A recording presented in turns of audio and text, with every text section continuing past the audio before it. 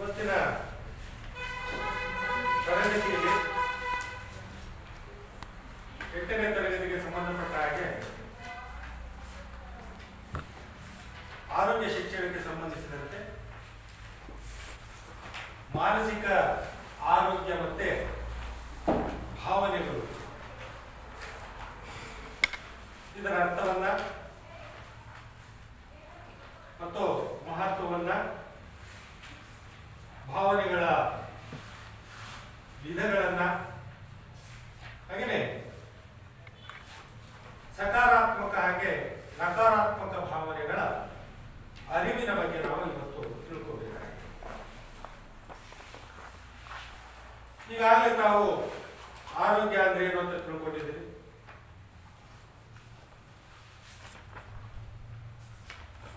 ಆರೋಗ್ಯದ ಪ್ರಕಾರಗಳನ್ನು ಕೂಡ ತಿಳ್ಕೊಂಡಿದ್ದೀವಿ. ಏನು ಆರೋಗ್ಯದ ಪ್ರಕಾರಗಳು ಯಾವ್ಯಾವ? ಹಲವಾರು ಆರೋಗ್ಯದ ಪ್ರಕಾರಗಳನ್ನ ನಾವು ಅಲ್ವಾ? ದೈಹಿಕ ಆರೋಗ್ಯವಾಗಿರ್ಬೋದು, ಮಾನಸಿಕ ಆರೋಗ್ಯ, ಭಾವನಾತ್ಮಕ ಆರೋಗ್ಯ, ಸಾಮಾಜಿಕ ಆರೋಗ್ಯ, ಬೌದ್ಧಿಕ ಆರೋಗ್ಯ, ಪರಿಸರ ಆರೋಗ್ಯ, ಆಧ್ಯಾತ್ಮಿಕ ಆರೋಗ್ಯ, ಆರ್ಥಿಕ ಆರೋಗ್ಯ ಮತ್ತೆ ಸಮುದಾಯ ಆರೋಗ್ಯ, ಹಲವಾರು ಪ್ರಕಾರಗಳನ್ನು ನಾವು ಇವತ್ತಿನ ಅವಧಿಯಲ್ಲಿ ನಾವು ಮಾನಸಿಕ ಆರೋಗ್ಯ, ಈ ಒಂದು ಮಾನಸಿಕ ಆರೋಗ್ಯ ಆರೋಗ್ಯದ ಒಂದು ಅವಿಭಾಜ್ಯ ಅಂಗ. ಆರೋಗ್ಯದ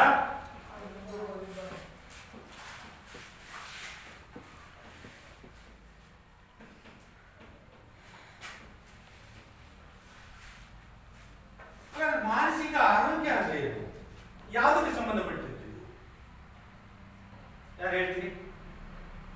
ನಮ್ಮ ದೇಹಕ್ಕೆ ಸಂಬಂಧ, ಮನಸ್ಸಿಗೆ ಸಂಬಂಧಪಟ್ಟದ್ದು. ಇದು ಭಾವನಾತ್ಮಕ, ಮಾನಸಿಕ ಮತ್ತೆ ಸಾಮಾಜಿಕ ಯೋಗಕ್ಷೇಮವನ್ನು ಒಳಗೊಂಡಿರ್ತಕ್ಕಂಥದ್ದು ಯಾವುದು ಮಾನಸಿಕ ಆರೋಗ್ಯ. ಇಷ್ಟಲ್ಲದೆ ಮನುಷ್ಯನ ಅರಿವು ಅಂದ್ರೇನು? ತಿಳಿಯುವುದು, ಗ್ರಹಿಸುವುದು ಮತ್ತೆ ಮಾನವನ ನಡವಳಿಕೆಯ ಮೇಲೆ ಪ್ರಭಾವವನ್ನು ಬೀರುವುದು. ಯಾವುದು ಮಕ್ಕಳೇ? ಈ ಮಾನಸಿಕ ಆರೋಗ್ಯ ಮಾನವನ ಅರಿವು, ಮಾನವನ ಗ್ರಹಿಕೆ ಮತ್ತೆ ಮಾನವನ ನಡವಳಿಕೆಯ ಮೇಲೆ ಪ್ರಭಾವವನ್ನು ಬೀರುವುದು. ಇವತ್ತು ನೋಡ್ತಾ ಇದ್ದಾರೆ ನಿರಂತರವಾಗಿ ಬದಲಾಗ್ತಾ ಇರ್ತಕ್ಕಂಥ ಪರಿಸರವನ್ನು ನಾವು ನಿರಂತರವಾಗಿ ಬದಲಾಗ್ತಾ ಇರ್ತಕ್ಕಂಥ ಪರಿಸರಕ್ಕೆ ನಾವೇನ್ ಮಾಡ್ಬೇಕಾಗಿದೆ? ಇವತ್ತು ಹೊಂದ್ಕೋಬೇಕಾಗಿದೆ. ಏನಾಗಿದೆ? ಹೊಂದ್ಕೋಬೇಕು. ಪರಿಸರ ನಮ್ಮನ್ನ ಹೊಂದ್ಕೊಳ್ಳೋದಿಲ್ಲ. ನಾವೇನ್ ಮಾಡ್ಬೇಕಾಗುತ್ತೆ? ಪರಿಸರಕ್ಕೆ ತಕ್ಕಂತೆ ನಾವು ಹೊಂದ್ಕೋಬೇಕಾಗ್ತದೆ. ಅದಕ್ಕೆ ತಕ್ಕ ಹಾಗೆ ನಾವು ಮಾರ್ಪಾಡುಗಳನ್ನ ಅಥವಾ ಬದಲಾವಣೆಗಳನ್ನ ನಾವು ಮಾಡ್ಕೋಬೇಕಾಗಿದೆ. ಹಾಗೆಯೇ ತನ್ನ ಕೆಲಸಗಳ ಅಥವಾ ಕಾರ್ಯಗಳು ಸುಸೂತ್ರವಾಗಿ ಮಾಡಿಕೊಂಡು ನಾವೇನ್ ಮಾಡಬೇಕಾಗ್ತದೆ ಮಕ್ಕಳೇ? ನಾವು ಎಲ್ಲರ ಜೊತೆಗೆ ಹೊಂದಾಣಿಕೆಯ ಜೀವನವನ್ನು ನಡೆಸಬೇಕಾಗಿದೆ. ಇವತ್ತು ಸಮಾಜದಲ್ಲಿ ಹೊಂದಾಣಿಕೆಯ ಜೀವನವನ್ನು ಎಲ್ಲರ ಜೊತೆ ನಾವು ಹೊಂದಾಣಿಕೆಯಿಂದ ಇರಬೇಕು. ನಮ್ಮ ಜೀವನವನ್ನು ಉತ್ತಮವಾದ ರೀತಿಯಲ್ಲಿ ನಾವು ನಿರ್ವಹಿಸಿಕೊಂಡು ಹೋಗ್ಬೇಕು ಅಂತ ಹೇಳಿದ್ರೆ ನಮ್ಮ ಮನಸ್ಸು ಏನಿರಬೇಕು? ಮನಸ್ಸು ಏನಿರಬೇಕು? ಹೇಗಿರ್ಬೇಕು? ಆರೋಗ್ಯಕರವಾಗಿ ಚೆನ್ನಾಗಿರ್ಬೇಕು. ನಮ್ಮ ಮನಸ್ಸು ಪಕ್ವವಾಗಿರ್ಬೇಕು, ಐಕ್ಯತೆಯಿಂದ ಕೂಡಿರ್ಬೇಕು, ಹಾಗೆಯೇ ಸಮತೋಲನದಿಂದ ಕೂಡಿ. ನೋಡ್ತಾರೆ ಮನಸ್ಸು ಪದೇ ಪದೇ ಹೇಳ್ತಾ ಇರ್ತೀನಿ ಮಕ್ಕಳೇ, ನಾನು ಮನಸ್ಸು ಚಂಚಲತೆಯಿಂದ ಕೂಡಿದೆ. ಮನಸ್ಸು ಆದ್ರೆ ಇಲ್ಲಿ ಮನಸ್ಸು ಸಮಾಜದಲ್ಲಿ ನಾವು ಎಲ್ಲರ ಜೊತೆಗೆ ಹೊಂದಾಣಿಕೆಯ ಸಹಬಾಳ್ವೆಯನ್ನ ಮಾಡಿಕೊಂಡು ಹೋಗ್ಬೇಕು, ನಡೆಸ್ಕೊಂಡು ಹೋಗ್ಬೇಕು ಅಂತ ಹೇಳಿದ್ರೆ ನಮ್ಮ ಮನಸ್ಸು ಐಕ್ಯತೆಯಿಂದ ಇರಬೇಕು, ಜೊತೆಗೆ ಸಮತೋಲನದಿಂದ ಇರಬೇಕು. ಸಮತೋಲನ ಅಂತ ಹೇಳಿದ್ರೆ ಇವತ್ತು ಜೀವನದಲ್ಲಿ ಹಲವಾರು ಕಷ್ಟಗಳು ಬರ್ತದೆ, ಹಲವಾರು ಸಮಸ್ಯೆಗಳು ಬರ್ತದೆ. ಆ ಸಮಸ್ಯೆಗಳನ್ನ ಏನ್ ಮಾಡ್ಬೇಕು ನಾವು? ಎದುರಿಸುವಂತಹ ಶಕ್ತಿ ಇರಬೇಕು.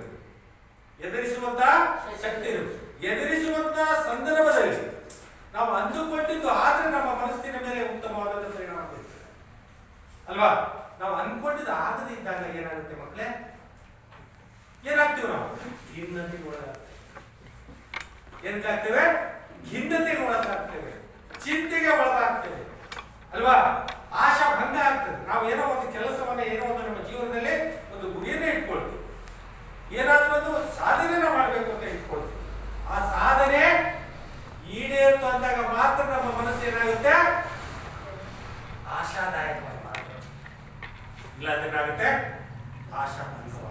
ಆಶಾದಾಯಕವಾದಾಗ ನಾವೇನಿರ್ತೇವೆ? ಲವಲವಿಕೆಯಿಂದ ಕೂಡಿರ್ತೇವೆ, ಎಲ್ಲರ ಜೊತೆಗೆ ಮಾಡ್ತೇವೆ, ಹೊಂದಾಣಿಕೆಯಿಂದ ಇರ್ತೇವೆ. ಅದೇ ನಾವು ಅಂದುಕೊಂಡಿದ್ದ ಕೆಲಸ ಆಗದೇ ಇದ್ದಾಗ ಏನಾಗುತ್ತೆ? ನಮ್ಮ ಮನಸ್ಸಿಗೆ ಆಘಾತ ಉಂಟಾಗ್ತದಿಲ್ಲ. ಅವಾಗ ಬಿಡಪ್ಪ, ಯಾವುದು ಬೇಕಾಗಿಲ್ಲ, ನಿರಾಶಾದಾಯಕ ಮನೋಭಾವನೆ ಏನಾಗುತ್ತೆ ಮಕ್ಕಳೇ? ಉಂಟಾಗ್ತದೆ. ಮನಸ್ಸಿನ ಆರೋಗ್ಯದ ಮೇಲೆ ಪ್ರತಿಕೂಲ ಪರಿಣಾಮ ಬೀರಿ ಏನಾಗುತ್ತೆ? ಅನ್ಯ ಮನಸ್ಸಿಕ ವ್ಯಕ್ತಿತ್ವವನ್ನ ನಿರ್ಮಾಣ ಆಗ್ತದೆ. ಅನ್ಯ ಮನಸ್ಸಿಗೆ ಬಿಡ ಟೆಸ್ಟ್ ಮಾಡಿದ್ರೆ ಅದು ನಮ್ಗೆ ಇರ್ತಾ ಇಲ್ಲ, ಹ್ಯಾಬಿಟ್ ಹಾಕತಕ್ಕಂಥ ಅನ್ಯ ಮನಸ್ಸು ಏನಾಗುತ್ತೆ? ನಿರ್ಮಾಣ ಆಗುತ್ತೆ. ಹೌದಾ? ಹಾಗಾಗಿ ಇಂದಿನ ದಿನಕ್ಕೆ ಹಾಗಾಗಿ ಇವತ್ತಿನ ದಿನ ಏನಾಗ್ತದೆ? ವ್ಯಕ್ತಿಗೆ ದೈಹಿಕ ಆರೋಗ್ಯ ಎಷ್ಟು ಮುಖ್ಯವೋ ಮಾನಸಿಕ ಆರೋಗ್ಯ ಕೂಡ ಹಾಗಾಗಿ ಏನಾಗ ದೈಹಿಕ ಆರೋಗ್ಯ ಎಷ್ಟು ಮುಖ್ಯವೋ ಮನುಷ್ಯನಿಗೆ ಅಷ್ಟೇ ಮಾನಸಿಕ ಆರೋಗ್ಯವು ಅಷ್ಟೇ ಮುಖ್ಯ. ಮಾನಸಿಕ ರೋಗಗಳನ್ನ ಹೋಗಲಾಡಿಸುವುದಕ್ಕಾಗಿ ಅಥವಾ ತಡೆಗಟ್ಟುವುದಕ್ಕಾಗಿ ಮಾನಸಿಕ ಆರೋಗ್ಯದ ಅಧ್ಯಯನಕ್ಕೆ ಹೆಚ್ಚು ಮಹತ್ವವನ್ನು ಇವತ್ತು ನೀಡಲಾಗಿದೆ. ದೈಹಿಕ ಅಂದ್ರೇನೋ ದೇಹ, ಮಾನಸಿಕ ಅಂದ್ರೇನೋ ಮನಸ್ಸು ಅಲ್ವಾ? ದೇಹದಲ್ಲಿ ಏನಿದೆ? ಮನಸ್ಸು. ಇವತ್ತು ಮನಸ್ಸು ಸಂಪೂರ್ಣವಾಗಿ ಆರೋಗ್ಯವಾಗಿ ಇಟ್ಕೊಂಡಿವೆ ಅಂತ ಹೇಳಿದ್ರೆ ನಾವು 50% ಆರೋಗ್ಯವಾಗಿದ್ದೀವಿ, 50% ನಾವು ಆರೋಗ್ಯವಾಗಿದ್ದೀವಿ ಅಂತ ನಾವು ಹೇಳ್ತೇವೆ.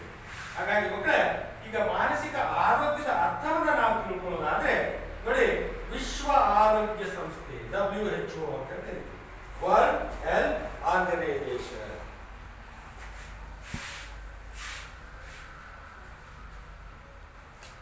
ಬರ್ಕೋಬೇಕು.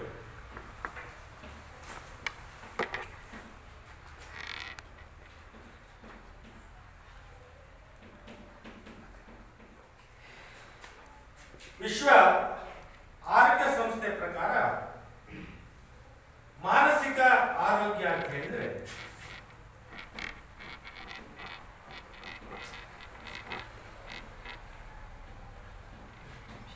ಮಾನಸಿಕ ಆರೋಗ್ಯ ಅಂದ್ರೆ ವ್ಯಕ್ತಿ ಕ್ಷೇಮಕರವಾಗಿದ್ದು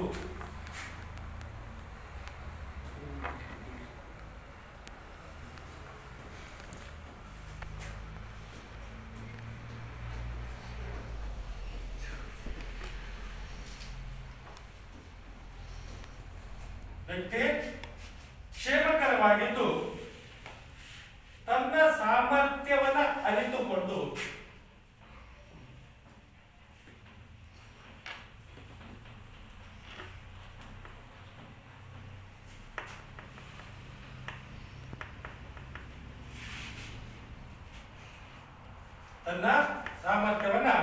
ಅರಿತುಕೊಂಡು ಜೀವನದ ಸಾಮಾನ್ಯ ಒತ್ತಡವನ್ನ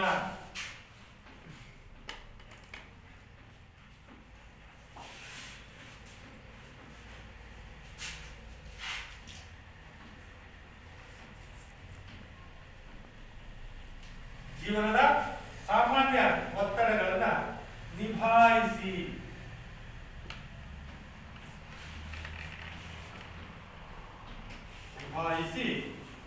ಲಾಭದಾಯಕವಾಗಿ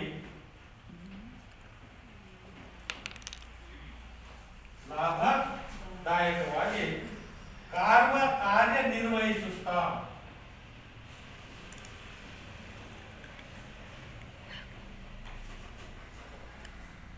ಕಾರ್ಯನಿರ್ವಹಿಸುತ್ತಾ ತನ್ನ ಸಮಾಜಕ್ಕೆ ಕೊಡುಗೆಗಳನ್ನ ನೀಡುವ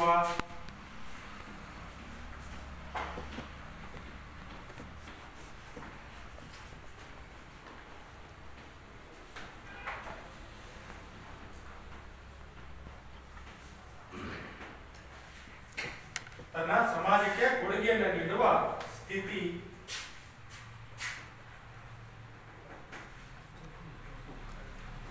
ಹೊಂದಿರುವುದಾಗಿದೆ.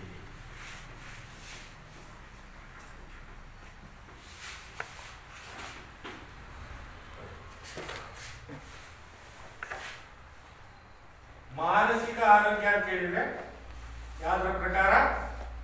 ವಿಶ್ವ ಆರೋಗ್ಯ ಸಂಸ್ಥೆಯ ಪ್ರಕಾರ ಮಾನಸಿಕ ಆರೋಗ್ಯ ಅಂದ್ರೆ ವ್ಯಕ್ತಿ ಕ್ಷೇಮಕರವಾಗಿದ್ದು, ವ್ಯಕ್ತಿ ಹೇಗಿರ್ಬೇಕು? ಕ್ಷೇಮಕರ ತಿಳಿದ್ರೆ ಹೇಗಿರ್ಬೇಕು?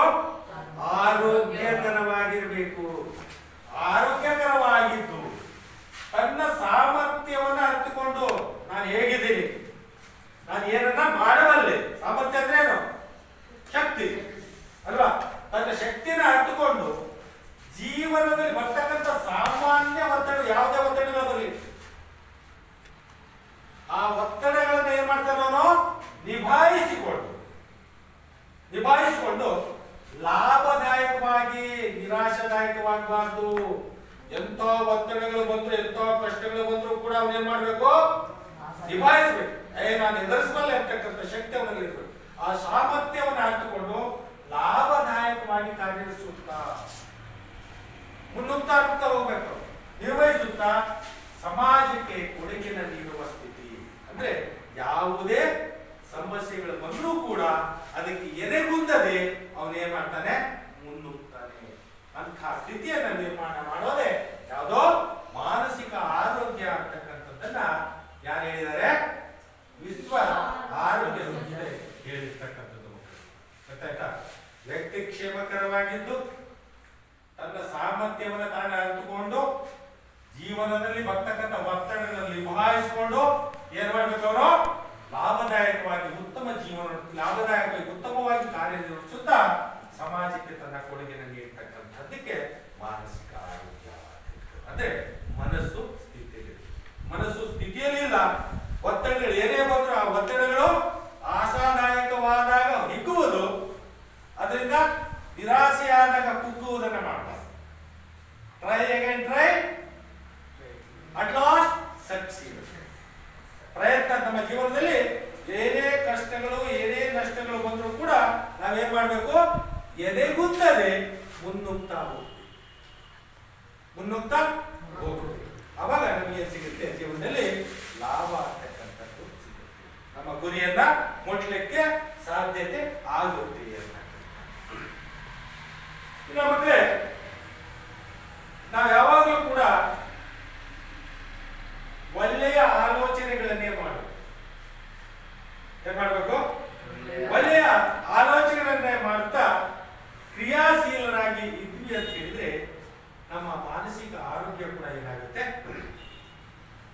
ಉತ್ತಮಗೊಳ್ಳುತ್ತೆ. ಯಾವತ್ತೂ ಕೂಡ ಒಳ್ಳೆಯ ಆಲೋಚನೆಗಳನ್ನು ಮಾಡಬೇಕು. ಏನಾದ್ರು ಯೋಚನೆ ಮಾಡ್ತಾ ಇದ್ದಂದ್ರೆ ಒಳ್ಳೆಯದನ್ನೇ ಯೋಚನೆ ಮಾಡಬೇಕು, ಕೆಟ್ಟದ್ದನ್ನೇ ಯೋಚನೆ ಮಾಡಬೇಕು. ಕೆಟ್ಟದ್ದನ್ನು ಯೋಚನೆ ಮಾಡಿದೆ ಅಂತ ಹೇಳಿದ್ರೆ ಅಲ್ಲಿ ನಮ್ಮ ಮನಸ್ಸು ಏನಾಗುತ್ತೆ ಅಂದ್ರೆ ಕೆಡುತ್ತೆ. ನಮ್ಮ ಮನಸ್ಸು ಕೆಡುತ್ತೆ. ಮಾನಸಿಕ ಆರೋಗ್ಯದಿಂದ ನಾವು ಬಲುತ್ತೇವೆ. ಹುಚ್ಚರು ಮಾಡಿದ್ರಲ್ವಾ? ಹುಚ್ಚರು ಹೆಂಗ್ ಮಾಡ್ತಾರೆ? ಹೆಂಗ್ ಬೇಕಾದ್ರೆ ಅವ್ನೇನ್ ಮಾಡ್ತಾ ಇದ್ರೆ ಅವ್ನಿಗೆ ಗೊತ್ತಿಲ್ಲ. ಹಾಗಾಗಿ ನಮ್ಮ ಜೀವನದಲ್ಲಿ ನಾವು ಯಾವುದೇ ಯೋಚನೆ ಮಾಡಿದ್ರು ಕೂಡ ಆ ಯೋಚನೆ ಹೇಗಿರ್ಬೇಕು? ಉತ್ತಮ ಮಾಡಿರ್ಬೇಕು, ಒಳ್ಳೆಯದಾಗಿರ್ಬೇಕು. ಆಯ್ತಾ? ಏನೇ ಮಾಡಿದ್ರು ಕೂಡ ನಾವು ಒಳ್ಳೆಯದನ್ನೇ ಬಯಸ್ಬೇಕು ಹೊರತು ಕೆಟ್ಟನ್ನ ಬಯಸ್ಬಾರ್ದು. ಹಾಗೇನೆ ನಮ್ಮ ಆಲೋಚನೆಗಳು ಕೂಡ, ನಮ್ಮ ಚಿಂತನೆಗಳು ಕೂಡ ಏನಾಗಿರ್ಬೇಕು? ಒಳ್ಳೆಯ ಚಿಂತನೆಗಳೇ ಆಗಿರ್ಬೇಕು. ಅವಾಗ ಸದಾ ನಮ್ಮ ಮನಸ್ಸು ಲವಲವಿಕೆಯಿಂದ ಕೂಡಿರುತ್ತೆ. ಮಾನಸಿಕವಾಗಿ ನಾವು ಆರೋಗ್ಯವಾಗಿರ್ತೇವೆ. ಇನ್ನ ಮಹತ್ವವನ್ನ ನಾವು ನೋಡೋದಾದ್ರೆ ವಿಶ್ವ ಆರೋಗ್ಯ ಸಂಸ್ಥೆ ಪ್ರಕಾರ ಮಾನಸಿಕ ಆರೋಗ್ಯ ಅಂದ್ರೇನು? ವ್ಯಕ್ತಿ ಕ್ಷೇಮಕರವಾಗಿದ್ದು ತನ್ನ ಸಾಮರ್ಥ್ಯವನ್ನ ಅರಿತುಕೊಂಡು ಜೀವನದ ಸಾಮಾನ್ಯ ಒತ್ತಡಗಳನ್ನ ನಿಭಾಯಿಸಿ ಲಾಭದಾಯಕವಾಗಿ ಕಾರ್ಯನಿರ್ವಹಿಸುತ್ತಾ ತನ್ನ ಸಮಾಜಕ್ಕೆ ಕೊಡುಗೆ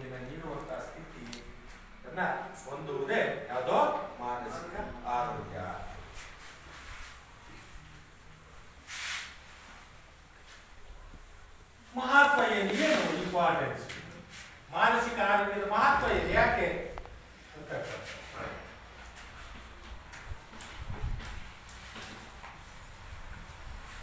ನೋಡಿ. ನಮ್ಮ ಜೀವನದಲ್ಲಿ ನಾವು ಬಹಳ ದಿನ ಬದುಕಬೇಕು. ಎಲ್ಲರೂ ಬಯಸೋದೇ ಮಕ್ಕಳ ಬಹಳ ದಿನ ಬದುಕಬೇಕು, ದೀರ್ಘಾಯುಷ್ಯ ಅಲ್ವಾ. ಹಾಗಾಗಿ ಇಲ್ಲಿ ನಾವು ದೀರ್ಘಾಯುಷ್ಯವನ್ನ, ಉತ್ತಮವಾದಂತಹ ಆರೋಗ್ಯದ ಬದುಕಿಗೆ ಈ ಮಾನಸಿಕ ಆರೋಗ್ಯ ಅಂತಕ್ಕಂಥದ್ದು ಬಹಳ ಪ್ರಮುಖವಾಗಿದೆ.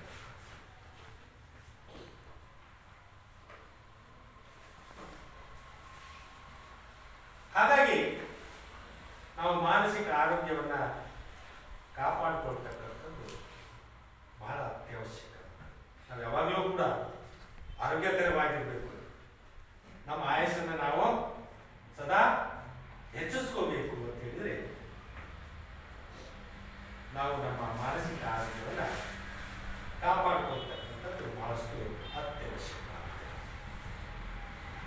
ಒಂದು ವೇಳೆ ನಾವು ನಮ್ಮ ಮನಸ್ಸು ಮಾನಸಿಕ ಆರೋಗ್ಯ ಸರಿ ಇಲ್ಲ ಅಂತ ಹೇಳಿದ್ರೆ ಏನಾಗ್ತದೆ? ನಮ್ಮ ಸಂಬಂಧಿಕರು ನಮ್ಮನ್ನ ಇನ್ವೈಟ್ ಮಾಡ್ತಾರೆ, ಯಾವುದೇನೋ ಉಚಿತ ಹಾಗೆ ನಮ್ಮ ಆತ್ಮಗೌರವವನ್ನು ಕಿತ್ಕೊಳ್ತೇವೆ, ಸಂಬಂಧಗಳಿಂದ ದೂರ ಇರ್ತೇವೆ. ಹಾಗೆಯೇ ನಮ್ಮ ದಿನನಿತ್ಯದ ಕಾರ್ಯಗಳಿಗೂ ಕೂಡ ಧಕ್ಕೆ ಉಂಟಾಗ್ತದೆ. ಯಾವುದರಿಂದ? ಮಾನಸಿಕ ಆರೋಗ್ಯ ಸರಿ ಇಲ್ಲ. ಇದರಿಂದ ಏನಾಗ್ತದೆ ಮಕ್ಕಳೇ, ವ್ಯಕ್ತಿಯ ದೈಹಿಕ ಆರೋಗ್ಯದ ಮೇಲೂ ಕೂಡ ಕೆಟ್ಟ ಪರಿಣಾಮ. ಯಾವಾಗ ಒಬ್ಬ ವ್ಯಕ್ತಿಯ ಮಾನಸಿಕ ಆರೋಗ್ಯ ಸರಿ ಇಲ್ವೋ ಆವಾಗ ಏನಾಗ್ತದೆ, ಆದಿನ ದೈಹಿಕ ಆರೋಗ್ಯದ ಮೇಲೂ ಕೂಡ ಪರಿಣಾಮ. ಭಾರಿ ಒಳ್ಳೆಯವರಿಗೆ ಬಹಳ ವಿಶ್ವಾಸ ಅಂತ ಹೇಳ್ತಾರೆ, ಆತ್ಮಗೌರವ ಕುಂದುತ್ತೆ, ಸಂಬಂಧಗಳ ಅವರ ದಿನನಿತ್ಯದ ಕಾರ್ಯಕ್ರಮಗಳಿಗೂ ಕೂಡ ಏನಾಗ್ತದೆ, ಧಕ್ಕೆ ಆಗ್ತದಿಲ್ಲ. ಹಾಗಾಗಿ ಅವರ ದೈಹಿಕ ಆರೋಗ್ಯದ ಮೇಲೂ ಕೂಡ ಕೆಟ್ಟ ಪರಿಣಾಮ ಬೀರ್ತಕ್ಕಂಥ. ಹಾಗಾಗಿ ಮಕ್ಕಳೇ, ನಾವು ನಮ್ಮ ಮಾನಸಿಕ ಆರೋಗ್ಯವನ್ನ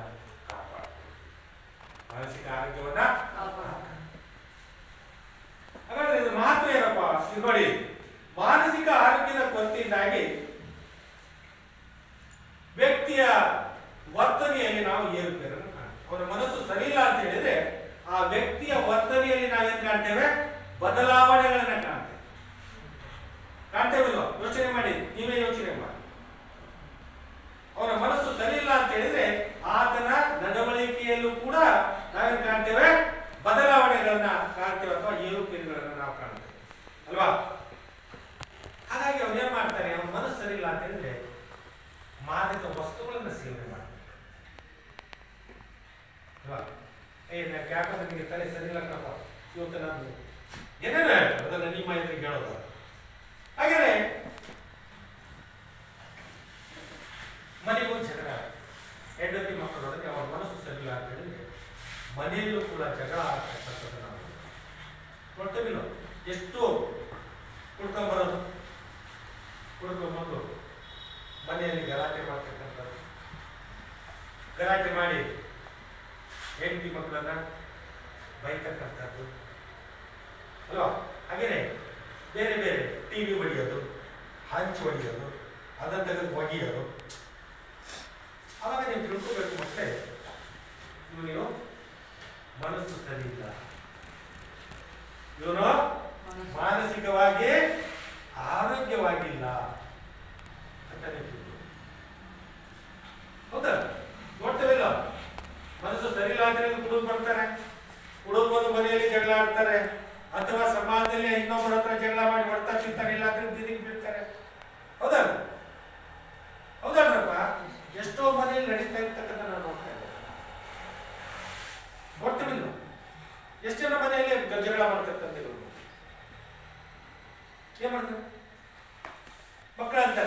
ಸರಿ ಇಲ್ಲ, ನಾನೊಂದು ತಂಬಾಕು ಹಾಕೋಬೇಕು, ಎಲೆಡಿಕೆ ಹಾಕೋಬೇಕು, ಸಿಗರೇಟ್ ಅಲ್ವಾ, ಅವಾಗಲೇ ನಾವು ತಿಳ್ಕೋಬೇಕು ಈ ನನ್ನ ಮಗನ ಆರೋಗ್ಯ, ಮಾನಸಿಕ ಆರೋಗ್ಯ ಸರಿ ಇಲ್ಲ, ಇವನಲ್ಲಿ ಏರುಪೇರಾಗ್ತದೆ, ಬದಲಾವಣೆಗಳು, ಇವನ ಜೀವನದಲ್ಲಿ ಏನೋ ಬದಲಾವಣೆಗಳಾಗ್ತದೆ ಅಂತಕ್ಕಂಥದ್ದು ಆವಾಗಲೇ ನಾವು ತಿಳ್ಕೋಬೇಕು. ಯಾವ ವ್ಯಕ್ತಿಯ ಮನಸ್ಸು ಅಥವಾ ಮಾನಸಿಕ ಆರೋಗ್ಯ ಆರೋಗ್ಯಕರವಾಗಿಲ್ಲವೋ ಅಂತ ವ್ಯಕ್ತಿ ದುಶ್ಚಟಗಳಿಗೆ ಬಲಿಯಾಗ್ತಕ್ಕಂಥದ್ದು ಸಮಾಜದಲ್ಲಿ ನಾವು ನೋಡ್ತಾ ಇದ್ದೇವೆ. ಹಾಗಾಗಿ ಅದರಿಂದ ನಾವು ಏನಾಗಬೇಕು, ದೂರ ಇರಬೇಕು. ಹಾಗಾದ್ರೆ ಈ ಒಂದು ಉತ್ತಮ ಮಾನಸಿಕ ಆರೋಗ್ಯದ ಮಹತ್ವ ಏನಪ್ಪಾ ಅಂತಂದ್ರೆ, ಒಂದೇದು ಉತ್ತಮ ಮಾನಸಿಕ ಆರೋಗ್ಯದಿಂದಾಗಿ ಏನಾಗ್ಬೋದು, ಸ್ವತಂತ್ರವಾಗಿ ಕಾರ್ಯನಿರ್ವಹಿಸಬಹುದೆಂಬ ಆತ್ಮವಿಶ್ವಾಸ ಹೆಚ್ಚು. ನಾನು ಮಾನಸಿಕವಾಗಿ ಆರೋಗ್ಯವಾಗಿದ್ದೀನಿ ಅಂತ ಹೇಳಿದ್ರೆ ನಾನು ಎಂಥ ಕೆಲಸ ಇದ್ರೂ ಕೂಡ ನಾನು ಸ್ವತಂತ್ರವಾಗಿ ಅದನ್ನು ನಿಭಾಯಿಸಬಲ್ಲೆ ಅಂತಕ್ಕಂಥ ಆತ್ಮವಿಶ್ವಾಸ ಹೆಚ್ಚುತ್ತದೆ. ಒಂದೇದು ಒಂದು ಕಡೆ ಸ್ವತಂತ್ರವಾಗಿ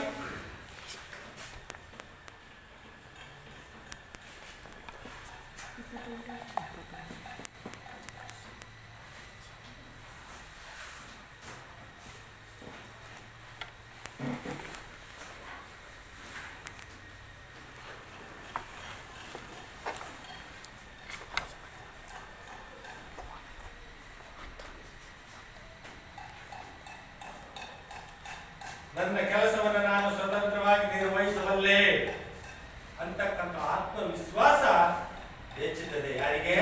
ಮಾನಸಿಕ ಆರೋಗ್ಯವನ್ನ ಹೊಂದಿರ್ತಕ್ಕಂಥ ವ್ಯಕ್ತಿ ಏನಾಗ್ತಾನೆ, ಸ್ವತಂತ್ರವಾಗಿ ಕಾರ್ಯನಿರ್ವಹಿಸುತ್ತೇನೆ ಎಂಬ ಆತ್ಮವಿಶ್ವಾಸ ಹೆಚ್ಚುತ್ತದೆ. ಬದಲಾದ ಸನ್ನಿವೇಶಗಳಿಗೆ ತಕ್ಕಂತೆ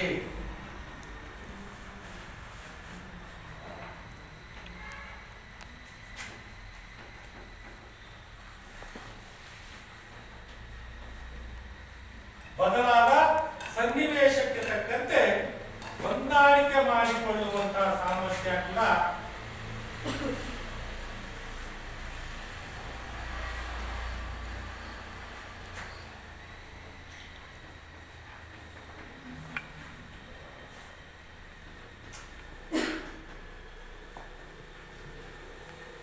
ಎಂತಹ ಪರಿಸ್ಥಿತಿಗಳು ಬಂದರೂ ಕೂಡ ಆ ಪರಿಸ್ಥಿತಿಗೆ ತಕ್ಕಂತೆ ಹೊಂದಾಣಿಕೆ ಮಾಡಿಕೊಳ್ತಕ್ಕಂಥ ಆತ್ಮವಿಶ್ವಾಸ ಕೂಡ ಹೆಚ್ಚುತ್ತದೆ.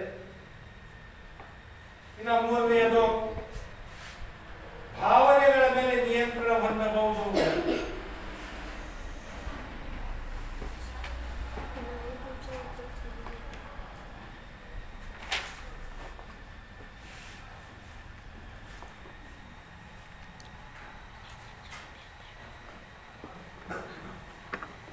ಭಾವನೆಗಳ ಮೇಲೆ ನಿಯಂತ್ರಣ ಹೊಂದಬಹುದು. ಸಮಯ ಪ್ರಜ್ಞೆ ಹೆಚ್ಚುತ್ತದೆ.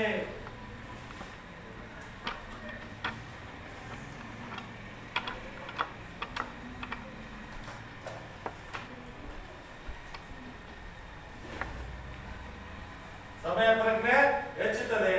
ಹಾಗೆಯೇ ಸಮಾಜದಲ್ಲಿ ಉತ್ತಮ ನಾಗರಿಕರಾಗಿ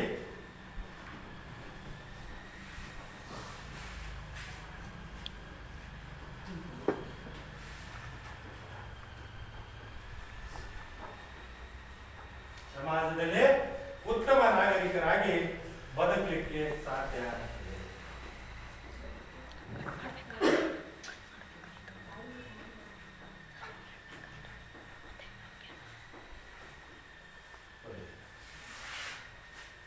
ಮಾನಸಿಕ ಆರೋಗ್ಯದ ಮಹತ್ವ, ಸ್ವತಂತ್ರವಾಗಿ ಕಾರ್ಯನಿರ್ವಹಿಸುತ್ತೇನೆಂಬ ಆತ್ಮವಿಶ್ವಾಸ ಹೆಚ್ಚುತ್ತದೆ. ಜೊತೆಗೆ ಬದಲಾದ ಸನ್ನಿವೇಶಗಳಿಗೆ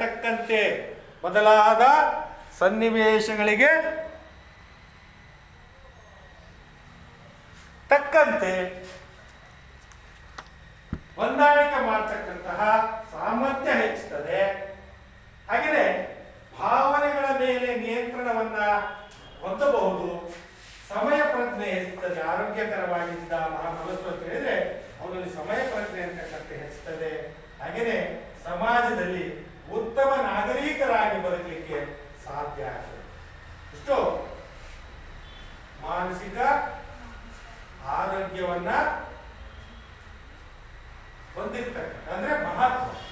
ಮಾನಸಿಕ ಆರೋಗ್ಯದ ಮಹತ್ವಗಳು ಸ್ವತಂತ್ರವಾಗಿ ಕಾರ್ಯನಿರ್ವಹಿಸಿದ ಆತ್ಮವಿಶ್ವಾಸ, ಬದಲಾದ ಸನ್ನಿವೇಶಕ್ಕೆ ತಕ್ಕಂತೆ ಹೊಂದಾಣಿಕೆ ಮಾಡತಕ್ಕಂಥ ಸಾಮರ್ಥ್ಯ ಹೆಚ್ಚುತ್ತದೆ, ಭಾವನೆಗಳ ಮೇಲೆ ನಿಯಂತ್ರಣ ಹೊಂದಬಹುದು, ಸಮಯ ಪ್ರಜ್ಞೆ ಹೆಚ್ಚುತ್ತದೆ, ಸಮಾಜದಲ್ಲಿ ಉತ್ತಮ ನಾಗರಿಕರಾಗಿ ಬದುಕಲಿಕ್ಕೆ ಸಾಧ್ಯ ಆಗ್ತದೆ. ಮುಂದೆ ಹೇಳ್ತೇನೆ ಭಾವನೆಗಳ ಮೇಲೆ ನಿಯಂತ್ರಣವನ್ನ ಹೊಂದಬಹುದು ಅಂತಕ್ಕಂಥ. ಭಾವನೆ ಅಂದ್ರೆ ಏನು, ಭಾವನೆಯ ವಿಧಗಳೇನು ಅಂತಕ್ಕಂಥದ್ದು ಮುಂದೆ ನಾನು ಹೇಳ್ತೇನೆ. ಇಷ್ಟು ಮಹತ್ವ. ಇನ್ನು ಮುಂದೆ ಭಾವನೆಗಳು. ಏನು ಭಾವನೆಗಳು ಅಂದ್ರೆ ಯಾರಾದ್ರೂ ಹೇಳ್ತೀರಾ ಭಾವನೆ ಅಂದ್ರೆ ಏನು?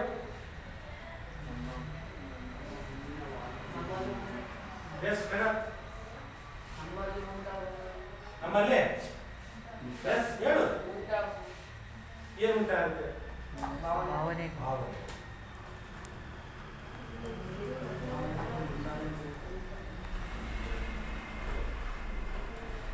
ನೋಡಿ,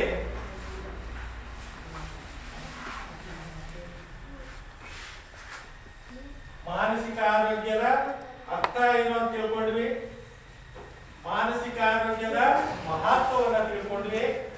ಮುಂದೆ ಭಾವನೆಗಳು.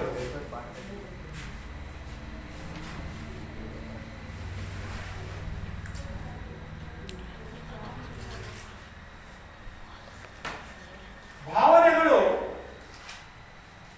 ಮನಸ್ಸಿನ ಮತ್ತೆ ಆತ್ಮದ ಚಟುವಟಿಕೆ. ಮನಸ್ಸಿನ ಮತ್ತೆ ಆತ್ಮದ ಚಟುವಟಿಕೆ.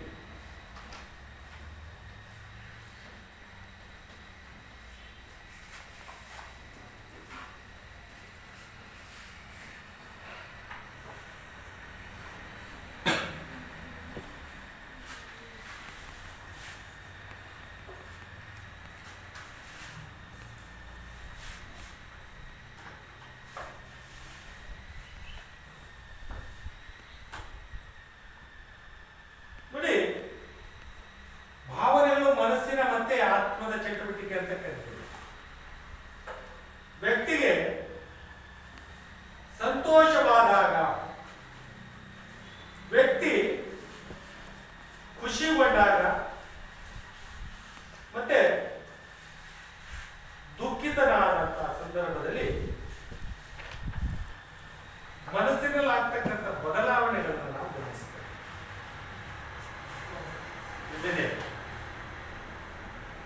ವ್ಯಕ್ತಿ ಅತಿ ಸಂತೋಷವಾದಾಗ ಯಾವ ರೀತಿಯಾದಂತ ಆತನ ಬದಲಾವಣೆಗಳನ್ನ ನೋಡ್ತೇವೆ. ಅದೇ ರೀತಿಯಾಗಿ ದುಃಖಿತರಾದಂತಹ ಸಂದರ್ಭದಲ್ಲಿ ನಾವು ಆತನಲ್ಲಿ ನೋಡುವಂತಹ ಬದಲಾವಣೆಗಳು ಬೇರೆ ಬೇರೆಯಾಗಿ ಕಾಣುತ್ತೆ. ಹೌದಲ್ಲ? ಹಾಗಾಗಿ ಈ ಭಾವನೆಗಳು ಅಂತಕ್ಕಂಥದ್ದು ವ್ಯಕ್ತಿಯ ಬದುಕಿನಲ್ಲಿ ಬಹಳ ಪ್ರಮುಖವಾಗಿರ್ತಕ್ಕಂಥ ಪಾತ್ರವನ್ನು ವಹಿಸ್ತಕ್ಕಂಥದ್ದು.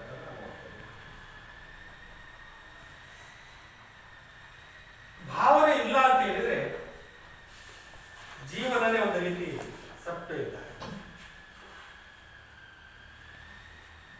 ಹಾಗಾಗಿ ಈ ಭಾವನೆಗಳಲ್ಲಿ ನಾವು ಎರಡೂ ರೀತಿಯ ಪ್ರಕಾರಗಳನ್ನು ನೋಡ್ತೀವಿ. ಒಂದೇದು ಸಕಾರಾತ್ಮಕ ಭಾವನೆಗಳು, ಮತ್ತೊಂದು ನಕಾರಾತ್ಮಕ ಭಾವನೆಗಳು. ಒಂದು ಸಕಾರಾತ್ಮಕ ಭಾವನೆಗಳು, ಮತ್ತೊಂದು ನಕಾರಾತ್ಮಕ ಭಾವನೆಗಳು.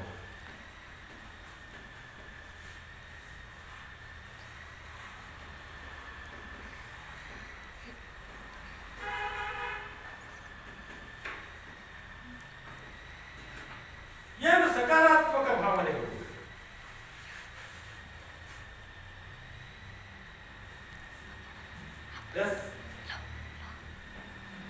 ಹೇಳಿದ್ರು ನಾವು ಸಕಾರಾತ್ಮಕ ಭಾವನೆಗಳು ಮತ್ತೆ ನಕಾರಾತ್ಮಕ ಭಾವನೆಗಳು. ಮನುಷ್ಯರಿಗೆ ಭಾವನೆಗಳು ಬಹಳಷ್ಟು ಮುಖ್ಯ. ಭಾವನೆ ಇಲ್ಲ ಅಂತ ನಾವು ಜೀವನವೇ ಇಲ್ಲ ಅಲ್ವಾ? ಜೀವನದಲ್ಲಿ ಸುಖವನ್ನ ಅನುಭವಿಸ್ತೇವೆ, ಕಷ್ಟವನ್ನ ಅನುಭವಿಸ್ತೇವೆ, ಸಂತೋಷವನ್ನ ಅನುಭವಿಸ್ತೇವೆ, ದುಃಖವನ್ನ. ಸಂತೋಷವನ್ನ ಅನುಭವಿಸ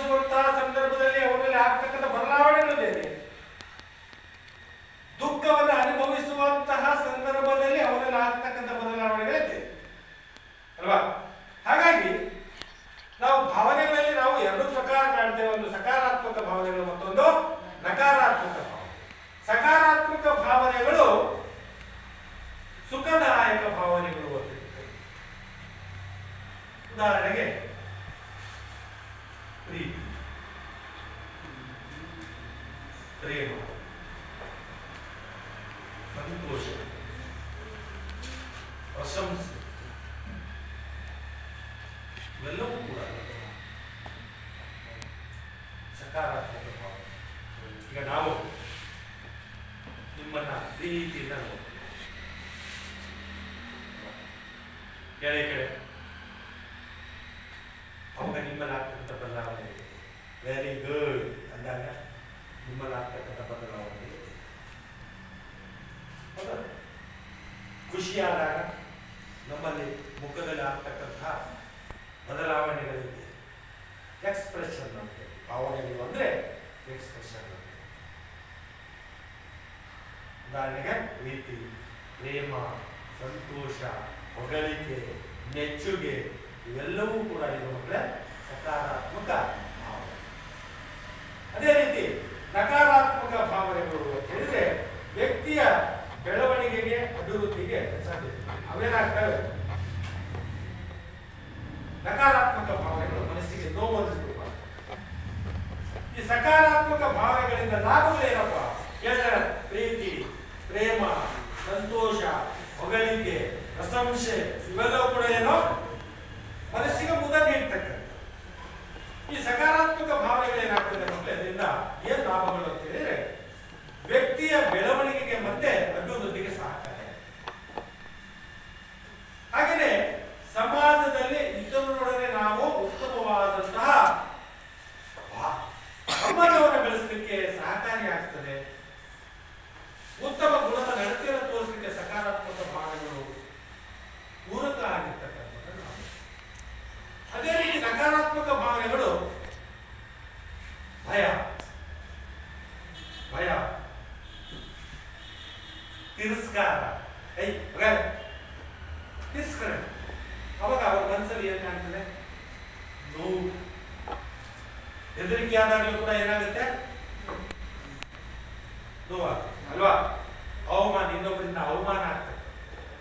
ಈ ಸಿಟ್ಟು, ಇನ್ನೊಬ್ಬರ ಮೇಲೆ ಅಸೂಯೆ ಪಡ್ತಕ್ಕಂಥ ದುಃಖ, ಇವೆಲ್ಲವೂ ಕೂಡ ನಕಾರಾತ್ಮಕ ಭಾವನೆ. ಅಂದ್ರೆ ಮನಸ್ಸಿನ ಮೇಲೆ ಕೆಟ್ಟ ಪರಿಣಾಮವನ್ನು ಬೀರ್ತಕ್ಕಂಥ ಯಾವುದು? ನಕಾರಾತ್ಮಕ. ಅದೇ ಸಕಾರಾತ್ಮಕ ಭಾವನೆಗಳು ಮನಸ್ಸಿಗೆ ಮುದವನ್ನ ನೀಡ್ತಕ್ಕಂಥ ಭಾವನೆಗಳು ನಾವು ಮುಂದುವರೆದು ನಾವು ಸಮತೋಲನಾತ್ಮಕ ಭಾವನೆಗಳು. ಸಮತೋಲನ, ಈ ಕಡೆ ಸಕಾರಾತ್ಮಕನೂ ಅಲ್ಲ, ಈ ಕಡೆ ನಕಾರಾತ್ಮಕನೂ ಅಲ್ಲ. ಅಂದ್ರೆ ಇಲ್ಲಿ ಜನ ಎಲ್ಲಾ ರೀತಿಯ ಭಾವನೆಗಳನ್ನ ಸಂದರ್ಭಕ್ಕೆ ತಕ್ಕಂತೆ ನಾವು ಅನುಭವಿಸ್ತೀವಿ. ಸಂದರ್ಭಕ್ಕೆ ಎಲ್ಲಾ ಸಮಯದಲ್ಲೂ ಕೂಡ ನಾವು ಖುಷಿಯಾಗಿರ್ತೀವಿ. ಸಂದರ್ಭಕ್ಕೆ ತಕ್ಕಂತೆ ನಾವು ಖುಷಿಯಾಗಿರ್ತೇವೆ, ಸಂದರ್ಭಕ್ಕೆ ತಕ್ಕಂತೆ ನಾವು ದುಃಖಿತರಾಗ್ತೇವೆ. ಹೌದಾ? ಈ ಭಾವನೆಗಳನ್ನ ಒಳ್ಳೆಯ ಅಥವಾ ಕೆಟ್ಟ ಭಾವನೆ ಅಂತ ಹೇಳ್ಬಿಟ್ಟು ಏಕಮುಖವಾಗಿ ನಾವು ತೀರ್ಮಾನಿಸುವುದು ಉಪಯುಕ್ತ ಅಲ್ಲ. ಪರಿಸ್ಥಿತಿಗೆ ತಕ್ಕಂತೆ ನಾವು ಏನ್ ಮಾಡ್ತೇವೆ? ನಮ್ಮ ಭಾವನೆಗಳನ್ನು ನಾವು ಅನುಭವಿಸ್ತೇವೆ. ವ್ಯಕ್ತಿ ತನ್ನ ಜೀವಿತ ಅವಧಿಯಲ್ಲಿ ಸಕಾರಾತ್ಮಕ, ನಕಾರಾತ್ಮಕ ಎರಡೂ ಭಾವನೆಗಳನ್ನು ಅನುಭವಿಸ್ತಾರೆ. ಕತ್ತಲು ಬೆಳಕು, ಹಗಲು ರಾತ್ರಿ ಎಂಬುದು. ಹಾಗೇನೆ ವ್ಯಕ್ತಿ ನಾವೆಲ್ಲರೂ ಕೂಡ ನಮ್ಮ ಜೀವಿತಾವಧಿಯಲ್ಲಿ ಎರಡೂ ರೀತಿಯಾದಂತಹ ಭಾವನೆಗಳನ್ನು ನಾವು ಜೀವನದಲ್ಲಿ ದುಃಖವನ್ನು ಅನುಭವಿಸ್ತೇವೆ, ಸಂತೋಷವನ್ನು ಕೂಡ ನಾವು ಅನುಭವಿಸ್ತೇವೆ. ಹಾಗೆಯೇ ಭಾವನೆಗಳನ್ನ ತಾವು ಅನುಭವಿಸಿದ ಹಾಗೆ ಅವುಗಳನ್ನು ನಾವು ಸ್ವೀಕರಿಸಬೇಕು. ದುಃಖ ಆದಾಗ ದುಃಖವನ್ನೇ ಅನುಭವಿಸಬೇಕು, ಖುಷಿಯಾದಾಗ ಖುಷಿಯನ್ನೇ ನಾವು ಅನುಭವಿಸಬೇಕು ಅಲ್ವಾ? ಸಿಹಿ ಕಹಿ, ಕತ್ತಲು ಹಗಲು ರಾತ್ರಿ, ಹೇಗೆ ವೃತ್ತಾರ್ಥಕವಾದಂತಹ ಪದಗಳನ್ನು ನಾವು ನೋಡ್ತೇವೆ, ಹಾಗೆ ನಮ್ಮ ಜೀವನದುದ್ದಕ್ಕೂ ಕೂಡ ಜೀವಮಾನದಲ್ಲಿ ನಾವು ಏನೋ ಸಿಹಿ ಅನುಭವಗಳನ್ನ ಅನುಭವಿಸ್ತೇವೆ, ಕಹಿ ಅನುಭವಗಳನ್ನು ಕೂಡ. ಹಾಗೆ ಹಾಗೇನೆ ಸುಖವನ್ನ ಅನುಭವಿಸ್ತೇವೆ, ದುಃಖವನ್ನು ಕೂಡ ಅನುಭವಿಸ್ತೇವೆ.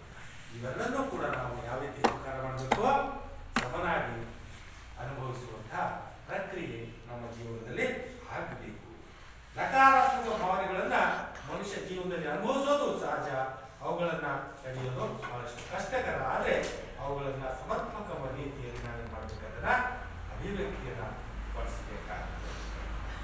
ಅಷ್ಟು ಈ ಒಂದು ಮಾನಸಿಕ ಆರೋಗ್ಯದಲ್ಲಿ ಇವತ್ತಿನ ಅವಧಿಯಲ್ಲಿ ನಾವು ಏನಂತ ತಿಳ್ಕೊಂಡ್ವಿ?